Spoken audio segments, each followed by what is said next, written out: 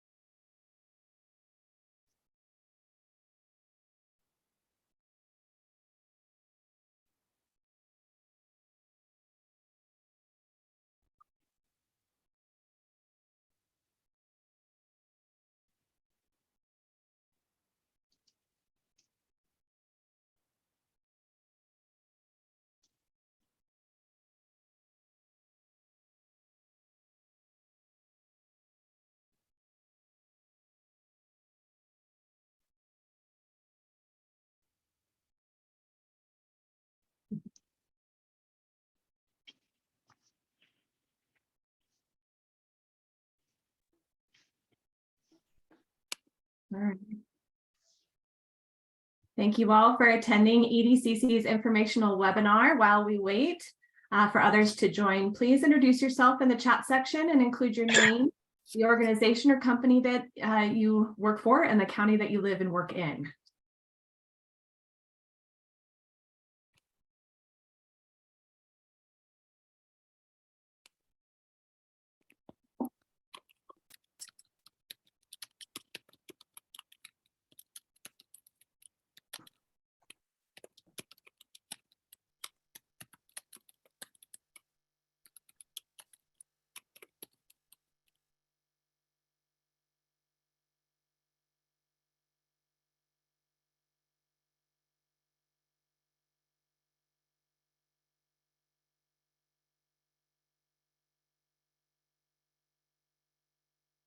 Going to wait just a couple minutes longer, so please, while we wait for attendees to arrive, please introduce yourselves in the chat section.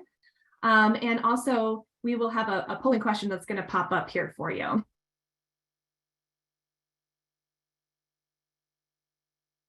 This just helps us know where around the state everybody's coming from, so we appreciate it.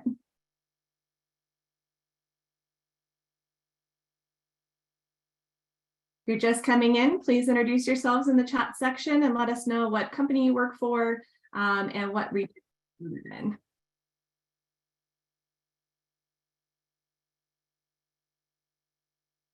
No one from the Northwest yet, huh? Oh.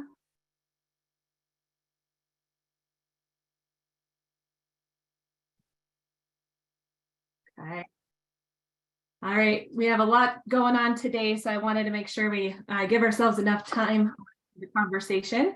Welcome, everybody. We are pleased to have you here. I'm trying to get slides to advance here.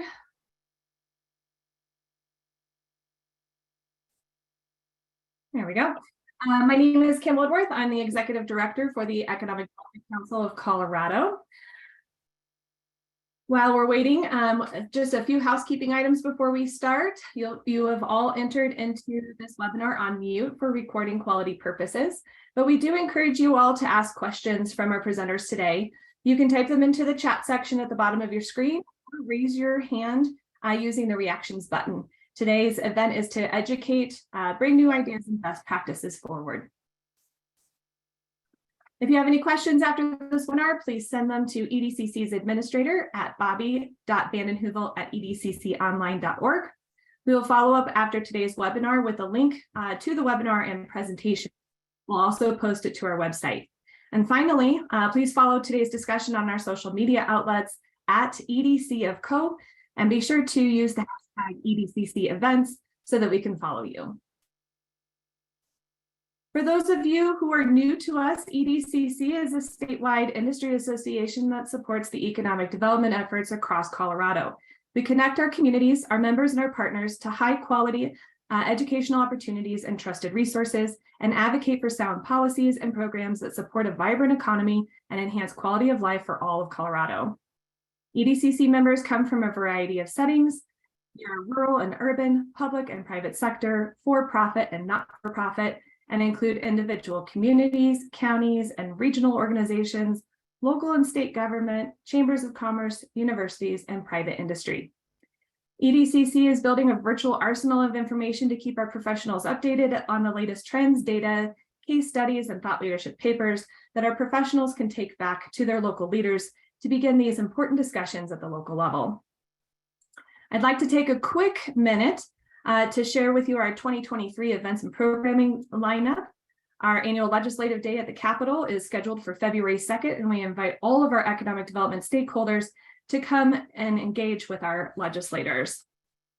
We will continue our widely popular Drive, Lead, Succeed virtual series and thought leadership papers, as well as our Knowledge Network series, which in fact we are hosting one tomorrow, discussing the value and importance of onboarding your elected officials. If you haven't signed up already, Bobby is dropping a link into the chat section for that. We'll also be celebrating Economic Development Week, so save the dates on your calendars for May 8th through the 12th. We'll be celebrating with our partners at Downtown Colorado, Inc. This is a week that's filled with local events and virtual training seminars, all helping educate our community leaders on the value and importance of sustainable economic development. We are thrilled to announce that we will be in Grand Junction next year for our annual signature event, Drive, Lead, Succeed Conference, October 18th through the 20th at the Two Rivers Convention Center. And we encourage everyone to think about sponsoring these events, as it takes an army of volunteers to get these events off the ground. There is a great value in supporting our efforts in tackling our most perplexing issues and bringing the information and resources to our professionals that is needed to spur innovative solutions at the local level. As a sponsor, you'll be recognized through our various platforms, video recordings, website, thought leadership paper, in-person meetings, and more. Everything we just mentioned can be found at edcconline.org events calendar, and Bobby is putting a link into the chat section right now. Without further ado, let's move on to today's informational webinar. Just last week, the State Office of Economic Development and International Trade just announced a new $85 million grant program designed to meet today's workforce needs by incentivizing regional connections between education systems and employers so workers can put their skills to use, and to provide more opportunities for learners and earners to become more economically mobile. I'd like to introduce to you today our contributors. We've got Ben Garrick, who is the Senior Manager of Strategic Partnerships for Colorado Succeeds, and Tyler Jekyll is the Managing Director for Economic Recovery for the state of Colorado, and Misty Ruthven is the Director of Education and Training Innovation for the state of Colorado. Tyler is going to kick off today's presentation by giving us an overview of goals and programs.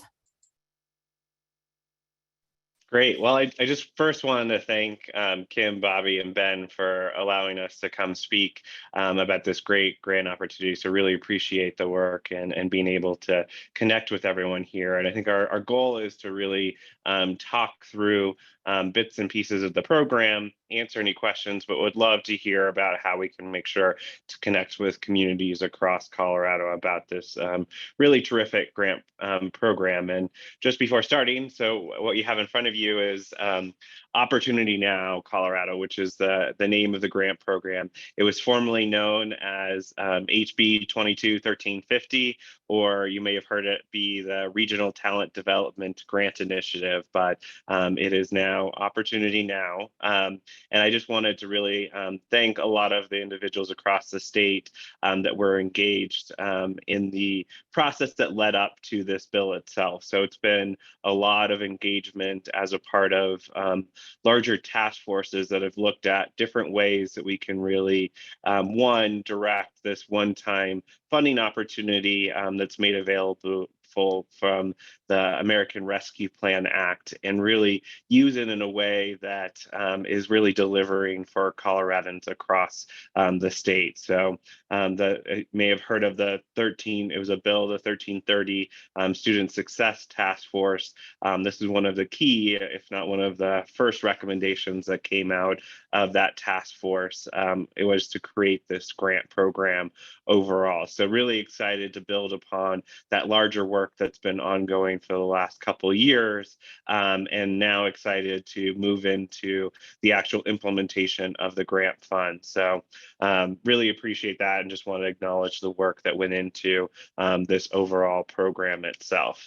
So just to give the larger overview on goals, it's an $85 million grant program that's funded through our office, and it has three really key goals. So one, as you can see on the screen, meeting today's regional workforce development needs. And so I really put emphasis on the regional piece of how are we making sure that grants are going to support regional collaborations that are really being able to identify the opportunities for today and tomorrow that are meeting those regional kind of economic needs in many different varieties. And then the second is really making sure to incent those regional connections, especially between our education system and employers. So really making sure that our programs are directed and meeting kind of what we're seeing on the skills that are available or are needed for the jobs in our communities. And then the last is really making sure to focus on those regional learners and earners, to making sure that we're connecting them to the opportunities that either are kind of moving towards kind of living wages, or will kind of lead towards larger advancement over kind of a certain time period. So really those core components of meeting kind of regional pieces, both the demand, workforce needs, and the regional learners in those different areas. I will highlight one of the main goals is also to meet some statewide priority areas, though not all proposals would have to meet them, but we do have priority kind of sectors, including healthcare, K through 12 education, early childhood, and then infrastructure. So infrastructure really being able to respond to what we're seeing, kind of everything from the construction trades to other trades that we might see across the state that are needed to really take advantage of other federal opportunities that are coming down the line from the Infrastructure Investment and Jobs Act. So those are just a couple areas to highlight.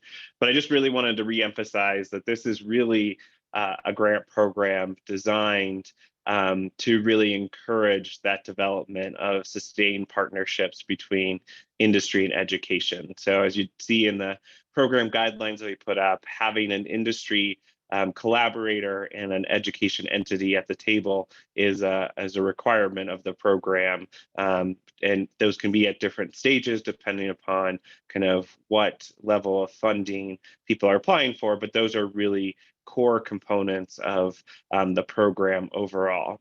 I also want to stop here and highlight our larger partners. So our office has hired a third-party grant administrator to administrate the program. And you can see here on the bottom, that is made up of a partnership of Common Group, Mile High United Way, West Ed, and Strata, and they really bring a complementary partnership to the table. Common Group has administered other grant programs in Colorado, like the Sync Up grant program, as well as a couple other national programs in a similar space.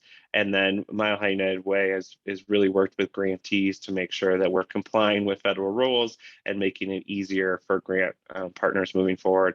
And West Ed and Strata really bring kind of the technical assistance to the table to help support kind of applicants as they're going through the process overall. So getting to the heart of probably what people care about, where is the money and what is it going to? And so we have three main areas of funding opportunities. And so you can see here on the screen, they're planning, seed, and scale. And I really want to emphasize the planning opportunity, especially I think as your organizations might be thinking about where we are and how do we kind of develop the partnerships needed. This is really something strategic that we wanted to make sure was available to really organically and incentivize those regional kind of developments moving forward. So it's grants that are less than $50,000, and that's an important point because as you go above 50,000, there's a little bit more of federal reporting. So we wanted to make them easy and flexible on how you use those overall. But these are really designed to really meet partnerships where they may be and really build those up as over time. Seed are really our grants that are focused on those new innovative ideas that are coming out there.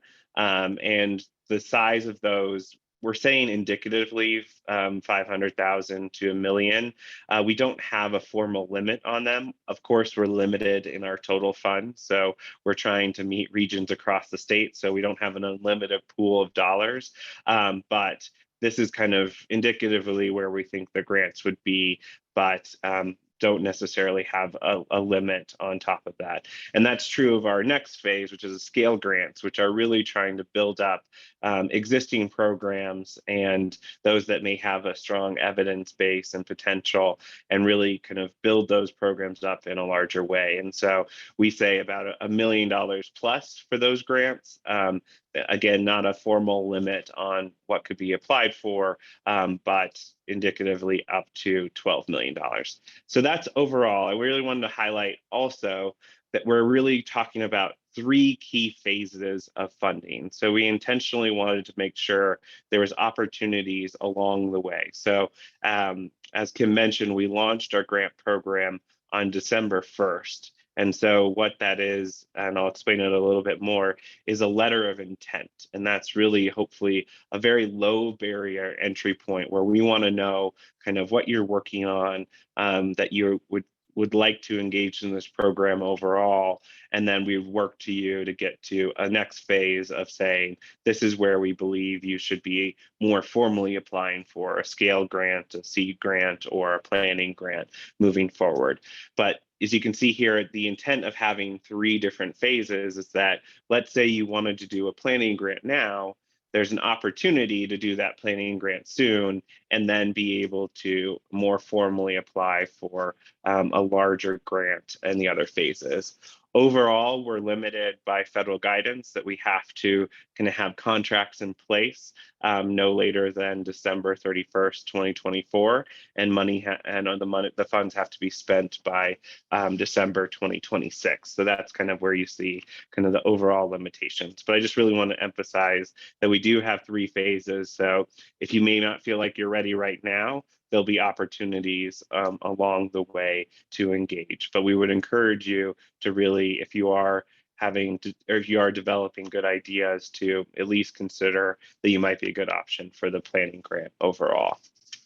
So back to the more formal process, as I mentioned, there's a letter of intent, which is really meant to be low barrier. Hopefully it would take no longer than 3 to 5 hours to complete the actual document itself. But this is really to kind of assess where your partnership is, what you might be proposing as a larger program, and kind of where you might be in the overall kind of development of that.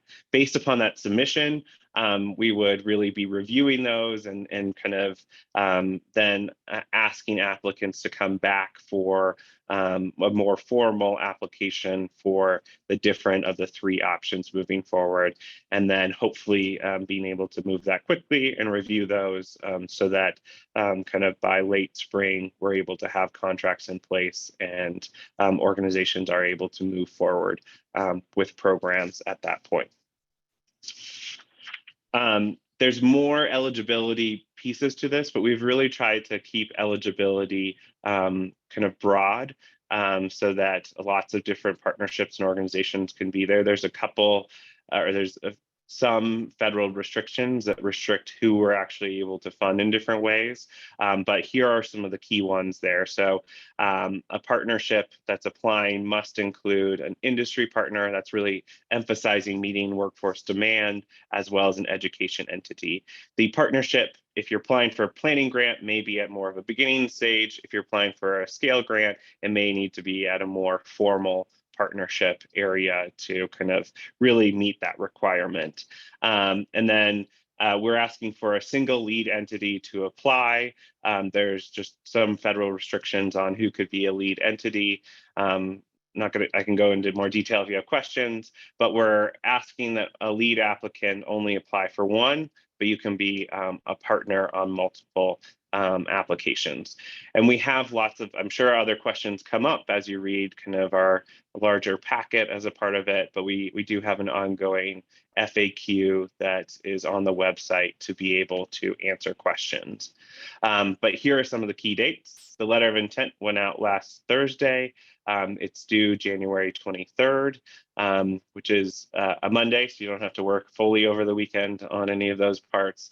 And then we would work towards February to ask applicants to come back. And then you can see here the different tracks of when we're able to kind of respond in those different ways. So a tight turnaround, but we're really, I emphasize there's multiple phases in this. And so you're not fully missing out on opportunities, but we do say, we do want to say that this is intended to not be a huge barrier in the letter of intent.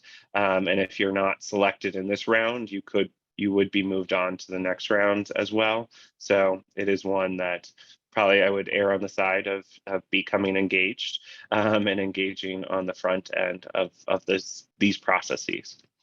You can really get much more information by going to the website, and that's opportunitynow.co. And that's co like Colorado, so co, not com, just in case you're giving it to other people. But this will really give you lots of information on the grant itself. It'll have our application packet where you can kind of read more details on kind of resources that are available. There are some kind of just, we don't offer programs that you should mimic, but we do offer kind of, here are some key types of programs that might be good overall.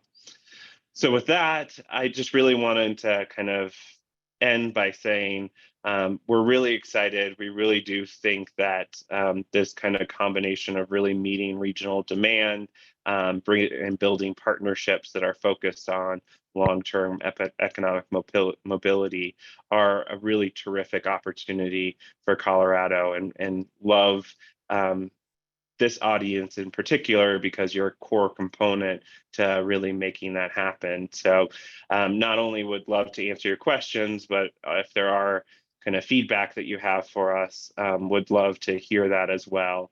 It's been a sprint to get this going, and we're always going to try and improve in different ways, but also want to make sure that this is meeting the needs of communities across Colorado.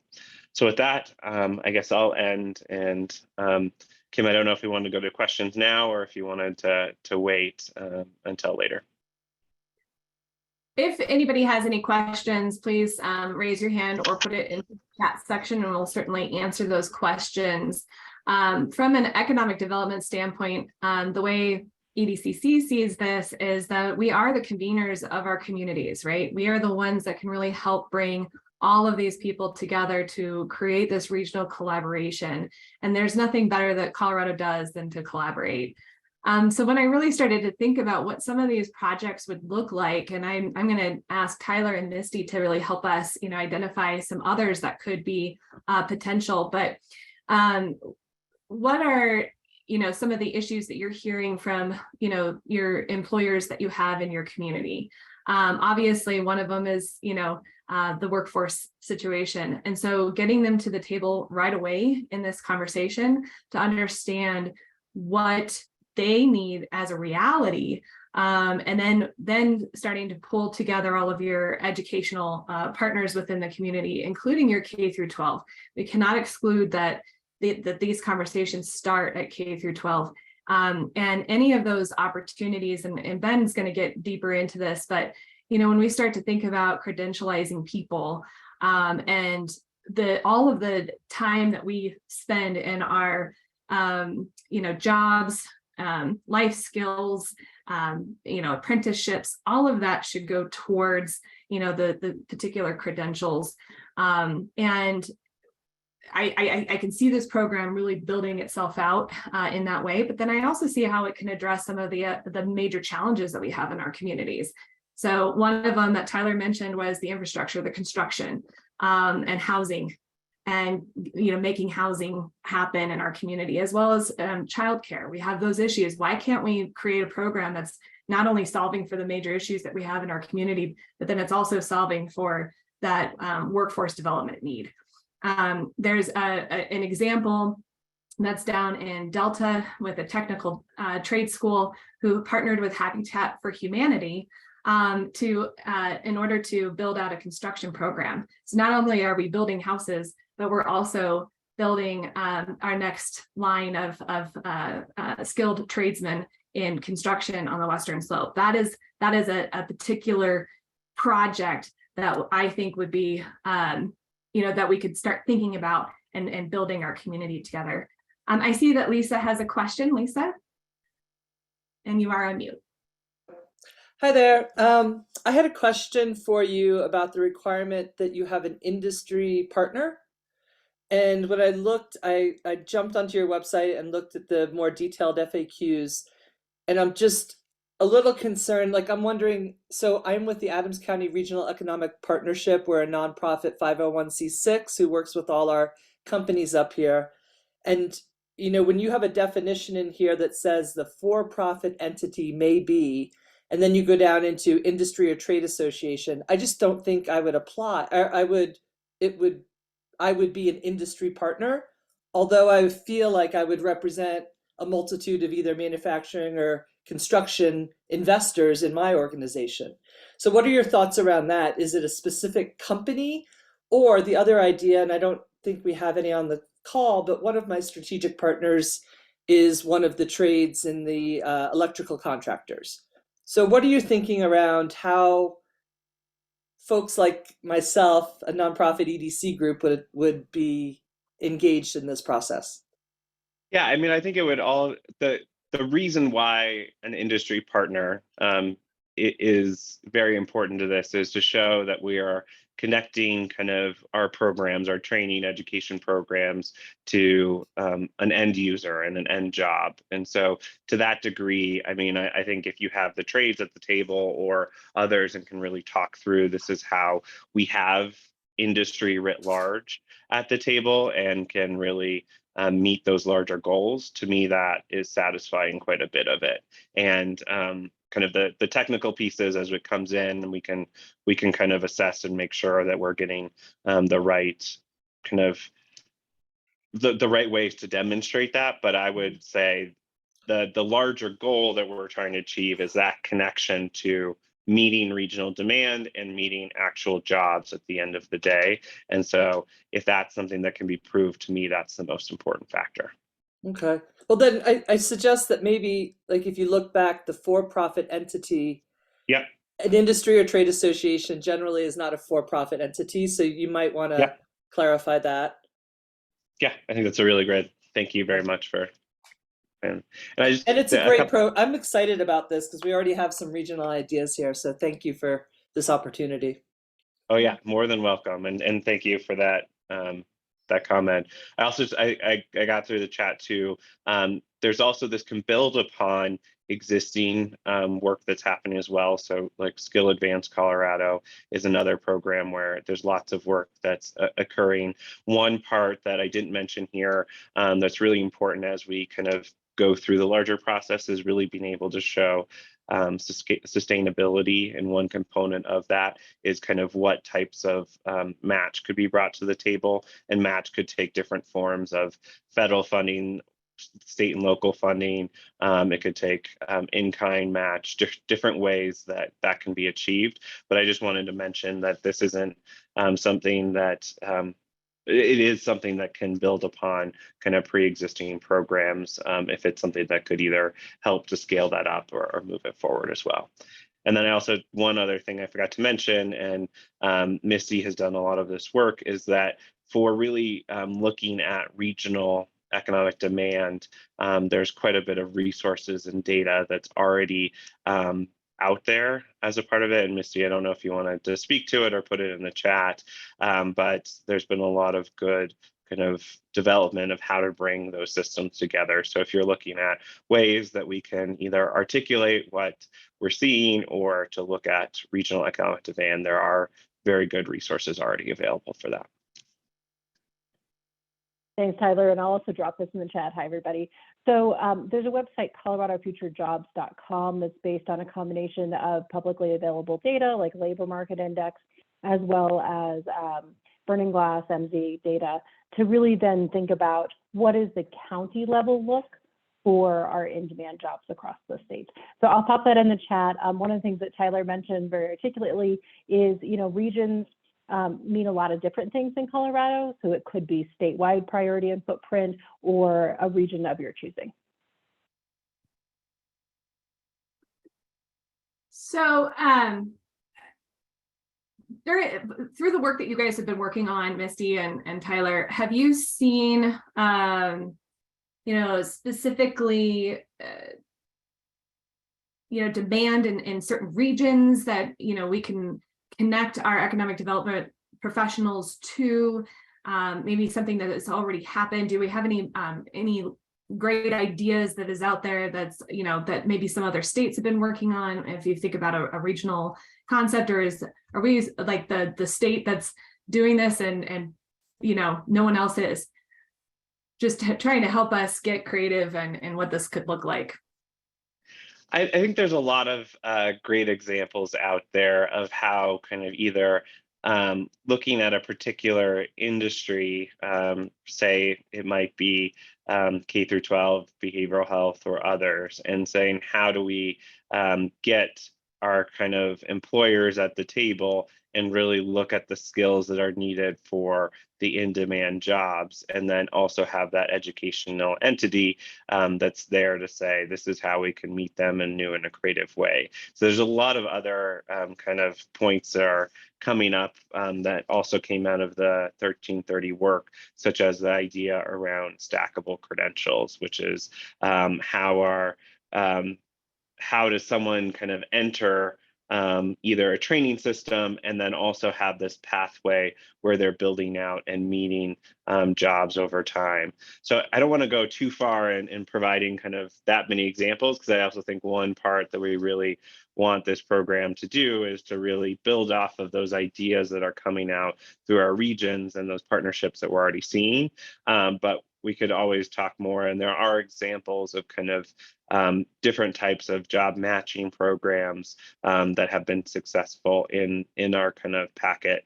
I don't know if there's, Misty, if there's other areas that you'd want to highlight. I mean, I do think a lot of our regions and organizations in Colorado are doing some pretty innovative work. So I think we are a great state on the cutting edge of quite a bit, but at the same time, I do think we could always look at examples of what we're seeing in other states as well. Yeah, thanks, Tyler. I would just really reinforce and double down on a couple of things you said around what are efforts and programs that are leading toward connecting people with real jobs? And then how might we think about reinforcing either existing or new pathways that truly are sustainable over time, that respond to our ever evolving and changing in-demand and talent needs for those skills? And just one additional thing I'd say there's this kind of trade-off about what's in demand right now may not be in demand in 5 years from now. And so another, I think, key piece that I really do appreciate the folks at this table is, how do you either use that opportunity now, sorry, I guess that was not pun intended, but it should have been, to set up kind of the system and structures about how can you adapt. So this partnership that we created today may be going to X industry, but tomorrow we may want to change that, and we've built this infrastructure, and by infrastructure I mean the people coming to the table and working together to be able to adapt and to change to that. And that doesn't mean that you can't have something that's just more focused on what's available now, but I think that sustainability piece of how are we building really good, strong collaboratives now that can respond and adapt over time is would be a really terrific outcome and purpose of this grant as well. That's a really good point, Tyler.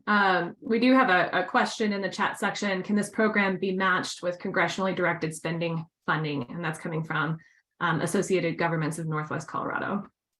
Yeah, I don't see any limitations on why it couldn't be.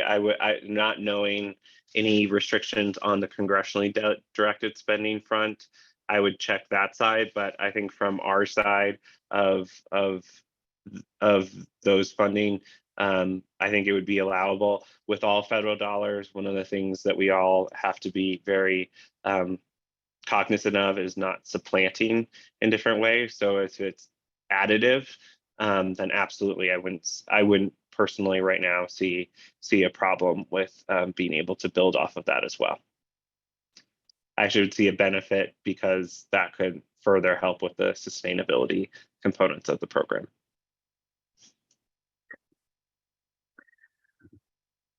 So if we don't have any other questions at this very moment, I'd like to move on to Ben. He has a presentation on one of the things that they are working on from Colorado Succeeds standpoint and credentialing. Ben, do you want to share your screen, or do you want me to pull up the website? Yeah, you're more than welcome to. I can put our post-secondary landing page in the chat real quick. Let me go ahead and do that here. Great. So thanks, Kim and Tyler. I appreciate it. My name, everyone, is Ben Gehrig. I'm the Senior Manager of Strategic Partnerships at Colorado Succeeds. And for those of you that may not know, Colorado Succeeds is a nonprofit, nonpartisan coalition of business leaders across the state. And we're all working to ensure that Colorado's learners, both K through 12, all the way up to adults, upskilling and reskilling, are educated to their greatest potential, and that all of Colorado businesses have the homegrown talent they need to thrive. So been able to attend several presentations by the state demographer, and we've dug into data as well at Colorado Succeeds. That was the landing page I put in the chat. And Colorado Succeeds has produced a new report based on sort of the trajectory of how are we matching credentials to align with the workforce needs, right? And how are we building in that long-term agility, right? Not just for the skills and competencies for today, but how do we provide learners opportunities to be as nimble as possible for the future? So on that landing page, there is a link to our new report, Unlocking Our State's Potential, 1 Million Credentials of Values for Coloradans. And as we've dug into this work and developed sort of a statewide network of partners, our initial partner has been the Colorado Chamber of Commerce and Lauren Furman, and very excited to get connected to Kim Woodworth and your vast network of experts in the regions as well, because the way we think about it is you all are the local experts on the ground for what your local learners need, whether that is in the K-12 space, or how do we provide on-ramps and off-ramps for adults to upskill and reskill to meet the needs of your local and regional workforce, but then provide economic mobility, right? We're not just looking to provide credentials for credentials' sake, but we want them to align as acutely as possible to your local and regional needs. So the governor's office has been really forward-thinking in this space. They want high school folks to graduate from high school with not only a high school diploma, but also a post-secondary credential of value. And according to the Talent Pipeline Report and the Colorado Workforce and Development Council, 70% of our jobs moving forward in Colorado are going to require some kind of post-secondary credential. And what I mean by that is something beyond a high school diploma, right? So it can be a certificate from a community college. It can be an industry recognized credential. It can be a micro credential as well.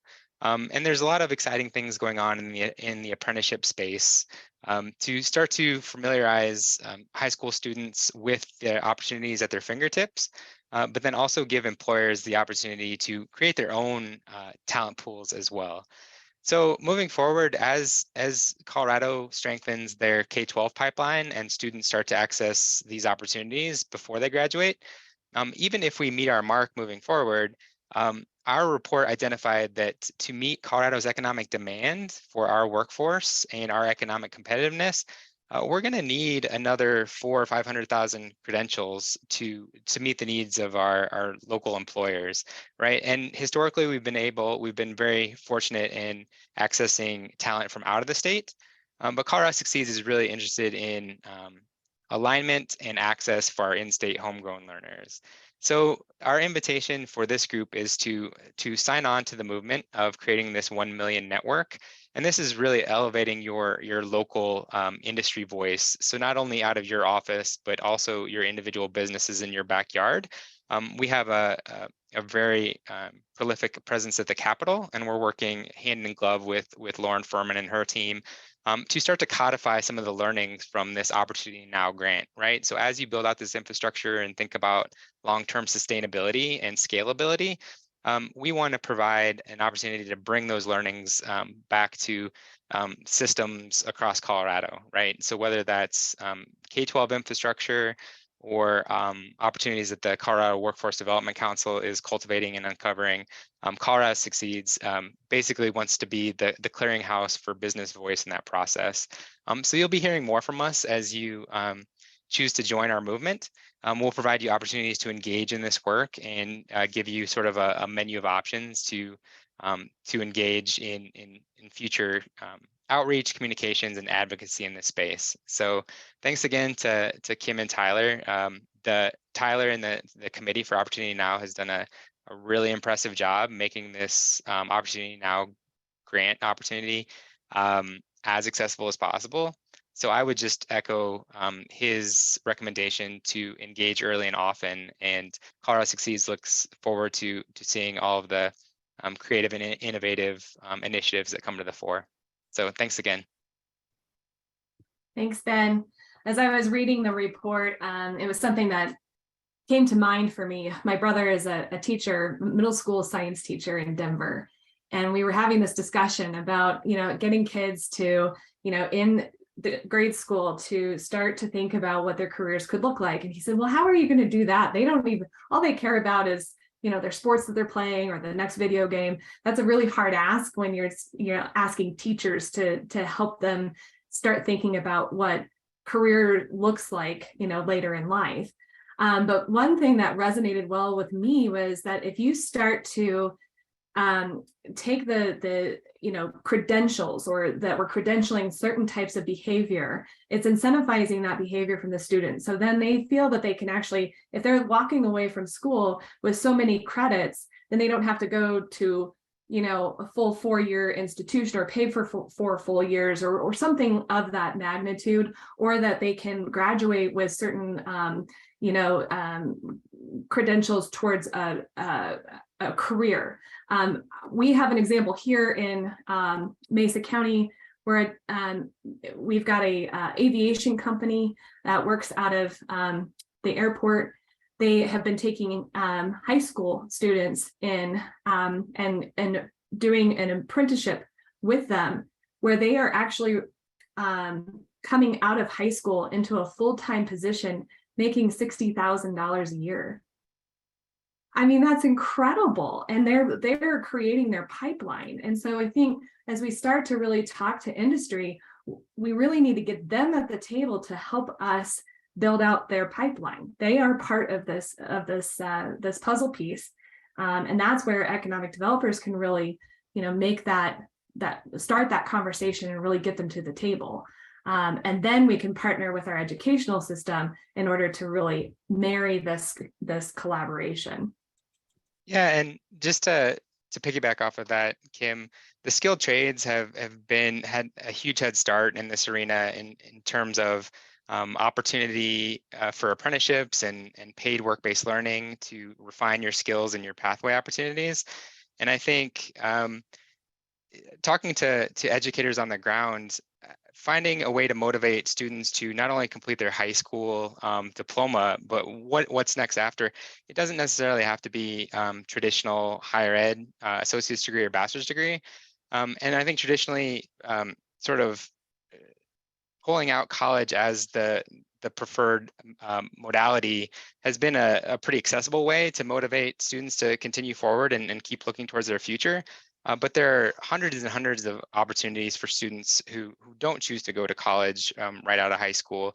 And for students who complete registered apprenticeship, well, for all learners who complete registered apprenticeships, the average wage after they complete their credential is $70,000, and average college graduates, not necessarily in the 70s. And so starting to change the awareness around all the myriad opportunities that are available for learners. And college is a phenomenal, sustainable credential to have.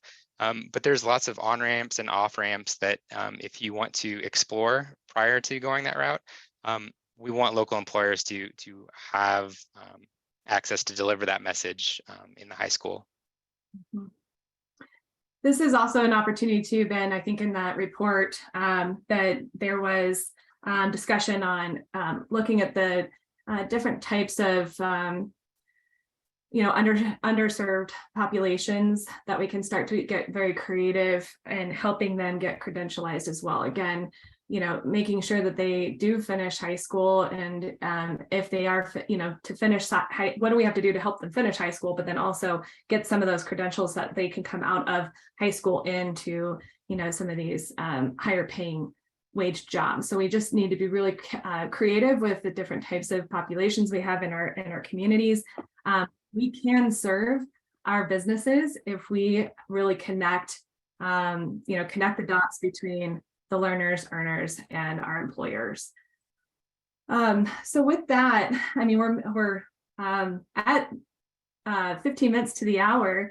Is there any other questions that, we've got the people at the table here that will help us answer these questions. So feel free to raise your hand. And if not, we can then connect you and give you guys 15 minutes back to your day. Okay, well, I think that's my answer. So, so thank you, everybody. Once again, I just want to thank our speakers for helping us bring this content to us, and thank you for putting this amazing program together. I know we've got a lot of regional partners that are biting at the bit, ready to go, because they do, we've always been thinking around this, and now there's a way for us to really launch into it. So again, thank you so much to our contributors. A link to the recording, presentations, and follow-up resources and outcomes will be mailed this week. And then you can also find all of our upcoming events and programming by visiting edcconline.org events calendar. And once again, we do have another webinar tomorrow on onboarding our elected officials. So if you haven't registered for that, Bobby's populating that into the chat section as well. Thank you so much, everybody, for joining us today. Thank you, everyone. Thanks so much.